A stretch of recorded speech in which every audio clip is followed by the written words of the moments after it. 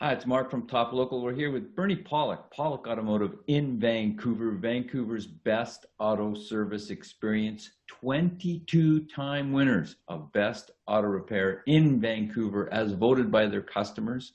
And we're talking cars. How you doing, Bernie? Doing well. So today's victim, 2014 BMW 435i. This is a series that we haven't seen for that long in North America. What was going on with this fairly new vehicle?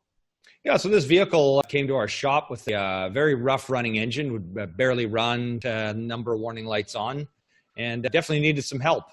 Where'd you start the test? Well, of course, Scan Tool is the first place to start, see what trouble codes are stored. And then from there, we did some tests. We pretty much determined that number one cylinder was the culprit. There was a number of misfire codes for that cylinder. And further testing, we found that the fuel injector in number one cylinder was kind of spraying like a fire hose. It was as soon as you turn the key on, it would actually inject fuel.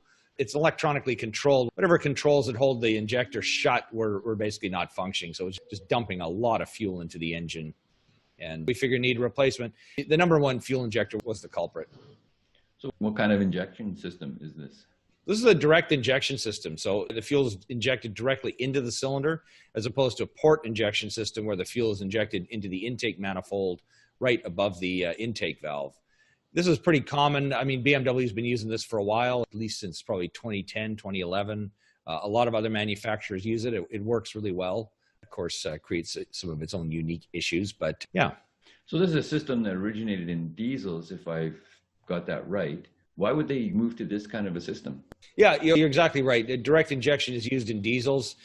Diesels don't have spark plugs, so the only way that the fuel can be fired is to compress the air to a very high temperature, and then the fuel's injected and explodes. That's basically how diesel works.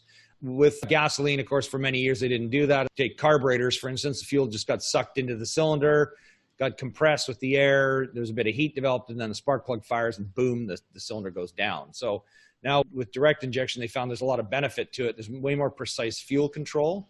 So the fuel can be injected exactly at the right time. It can be injected multiple times. Like in a modern diesel, that's the reason why modern diesels are so quiet. They don't knock and rattle like the old traditional diesels, is because fuel is injected at exactly the right time.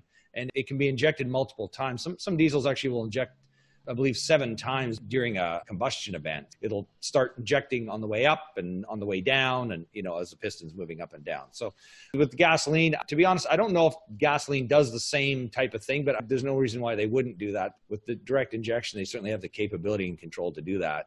And the benefit is better performance and certainly much better fuel economy. You mentioned there's some unique problems. What would those entail with using direct injection? A lot of the unique problems actually are combustion deposits, carbon deposits that develop on the intake valves. These have been a problem on cars, for a long time, even on port injection systems. But the thing about a port injection system is you've always got some fuel spraying on the back of the intake valve. So it tends to wash that off. But on a direct injection system, there's no fuel being sprayed into the intake system. So over time, carbon deposits will build up on the intake valves, sometimes significantly, and it'll affect the performance in a big way. That's probably the major issue with direct injection systems. How do you prevent that from happening? First thing is always use a good gasoline. There's a gasoline called Top Tier, and a lot of major like Chevron, Esso, a lot of those gasolines are all top tier.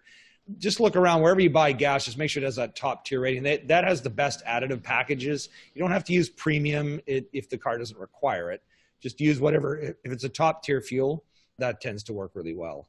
That'll prevent deposits. We do have a combustion cleaning service, so we recommend doing probably about every 30 to 50,000 kilometers. It's basically a chemical spray that sprays into the injection system, and that softens up the deposits and removes them. And if you do that on a regular basis, you're not going to develop that problem. But if you don't do it and you leave it for a long period of time, sometimes you actually have to remove the cylinder head from the vehicle. There's also techniques called walnut blasting, where you can actually take the intake manifold off, seal the cylinders up, and basically blast the carbon deposits off with walnut shells. If any of that walnut debris gets in the engine, it'll just burn off, which is a safe thing to do. But that, as you can tell by removing the intake manifold, it's quite a procedure, so you really don't ever want to go there. So there's our 2014 435i BMW, beautiful looking car. I like the 4 Series. It's kind of like a 3 Series, but they tend to be just a little sleeker for some reason, so it's good looking. This is a direct fuel injector in the BMW.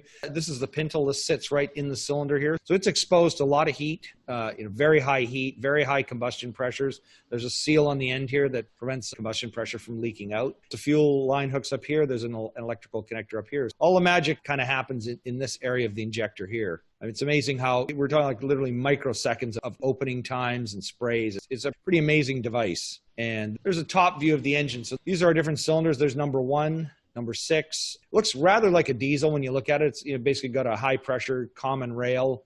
There's the electrical connector here for the injector. So the injector's kind of buried down here. We're looking at the ignition coils right here. So there's 6 of them. It's a 6-cylinder engine. Below that, way down there is a spark plug. So it's sometimes funny when you look at these, you can actually see the engine. It's hard to know what's actually engine and what's actually fuel and ignition system. There's so much that kind of gets in the added on top, let's say. Timing changes, so it's over here, the engine oil filter, air intake, just to kind of orient you to the engine compartment. And that's the front of the vehicle there. Oh, and by the way, there's big covers that go over top of here. So in order to get at this and access it, there's a very large cover that pretty much goes right over this area here. So when you look under the hood, it almost looks like a 4-cylinder. So is there anything that can be done to prevent fuel injectors failing on one of these new BMWs? No, they'll just fail at their own time, and they are problematic. This engine was kind of unique, though. I mean, this is the first one that we've run into that's had developed this problem, but we've had others where they have misfires or they just don't quite run properly and the injectors tend to fail. Strangely enough, this vehicle only has 50,000 kilometers, so it's very low usage, which is kind of surprising. You'd think it would last a little longer. I've got a 2011 X3 with over 100, and it's still, knock on wood, the injectors are still working well, and hopefully they will. They tend to fail at a variety of ages. This seems a bit on the young side.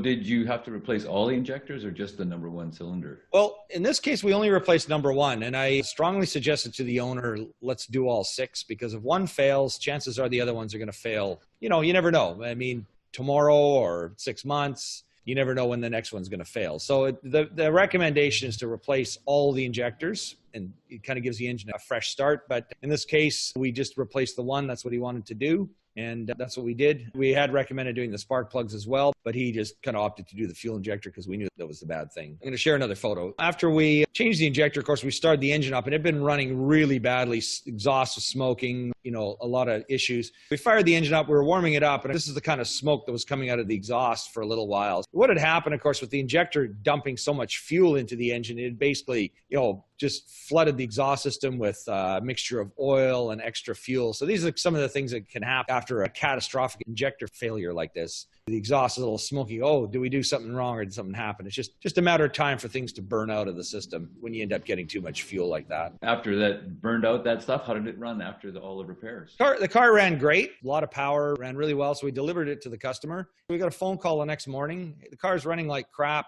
check engine lights on, barely runs. We go, uh-oh.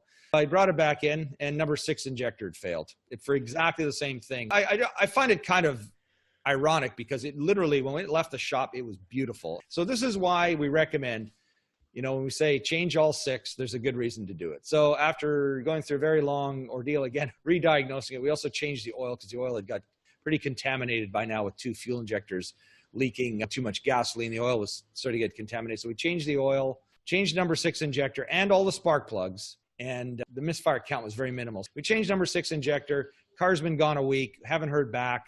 So I think it's all good. But, this is the exact reason why, sometimes they say you never know. It could fail tomorrow.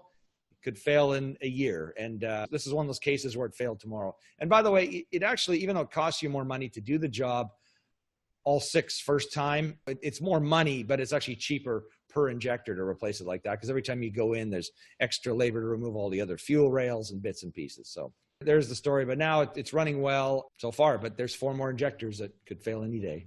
Fingers crossed. Yes, exactly. So if you're looking for service for your BMW, any fuel injection problems, the experts to see in Vancouver, Pawlik Automotive, you can reach them at 604-327-7112 to book your appointment. You have to call and book ahead. They're busy, always busy. Check out the website, pawlikautomotive.com. Hundreds of videos and articles on there, all makes and models of cars, all kinds of repairs, over the last 7 years. YouTube channel, Pawlik Auto Repair, same thing, hundreds of videos on there. Check it out. If you've got nothing to put you to sleep, we can do the job. And thanks for listening. We appreciate it. Leave us a review. And thanks, Bernie. Thanks, Mark. Thanks for watching and listening.